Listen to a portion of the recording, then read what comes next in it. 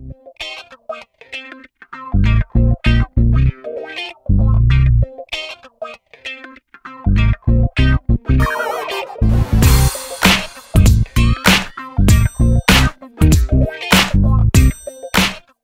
bien bonjour, l'objectif de cette vidéo est de vous présenter un exercice sur le calcul intégral de niveau terminal STI 2D. Alors cet exercice fait partie du sujet 0 2021.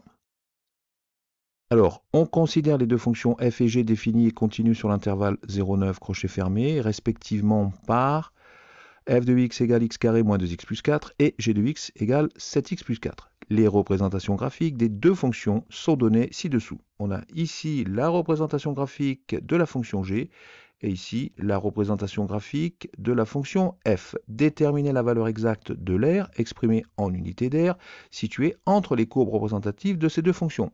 C'est-à-dire concrètement, on veut déterminer la valeur exacte de l'aire que je suis en train d'achurer.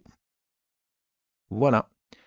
Alors, on a ici, pour rappel, g de x qui est égal à 7x plus 4, f de x qui est égal à x carré moins 2x plus 4.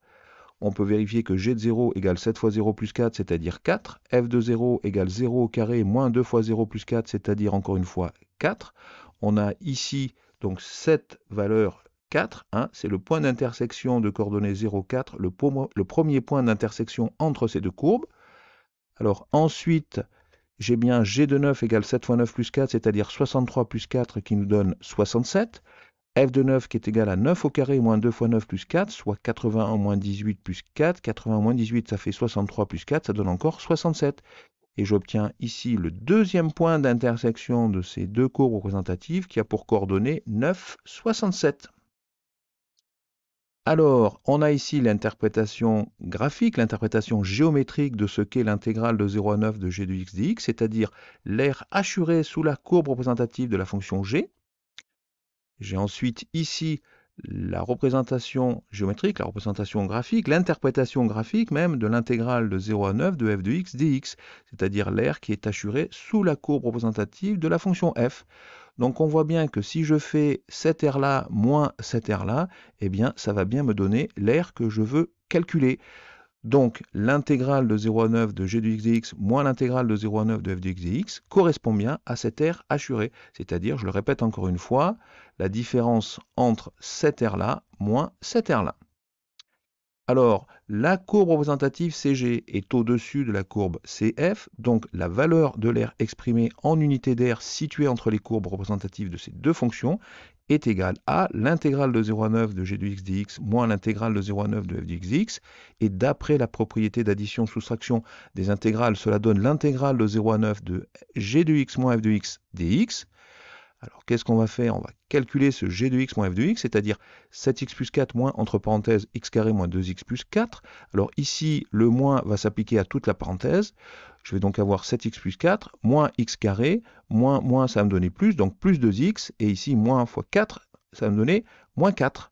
On voit bien que le 4 et le moins 4 vont disparaître. 7x plus 2x, ça me donne 9x. Et donc, il me reste au final g de x moins f de x, qui est donc égal à moins x carré plus 9x. On cherche une fonction grand H primitive, une des primitives de g moins f, de la fonction g moins f, et on trouve alors que grand H de x égale moins x au cube sur 3, parce que la primitive de moins x carré, c'est bien moins x au cube sur 3, plus 9x carré sur 2, c'est-à-dire la primitive de 9x. Alors ensuite, pour calculer l'intégrale de 0 à 9 de g de x moins f de x dx, eh bien j'applique la propriété suivante. Cette intégrale est donc égale à grand H de 9 moins grand H de 0. Alors, si je remplace ici par x, je remplace x par 9, eh bien, grand H de 9, ça va me donner moins 9 au cube sur 3 plus 9 fois 9 au carré sur 2. Ensuite, si je remplace x par 0, grand H de 0 va donc me donner moins 0 puissance 3 divisé par 3 plus 9 fois 0 au carré divisé par 2. C'est-à-dire que ça, au final, c'est égal à 0. Et donc, je vais me retrouver avec une intégrale de 0 à 9 de g de x moins f de x dx, qui est donc égale à 243 sur 2, hein, c'est le résultat de ce calcul, qui est donc égal à 121,5 U1. En conclusion, la valeur de l'aire située entre les courbes représentatives de ces deux fonctions est égale à 121,5 U1. Eh bien voilà, c'est la fin de cette vidéo, j'espère qu'elle vous a plu. N'hésitez pas à liker et je vous dis surtout à bientôt sur la chaîne YouTube Skoll Mathématiques.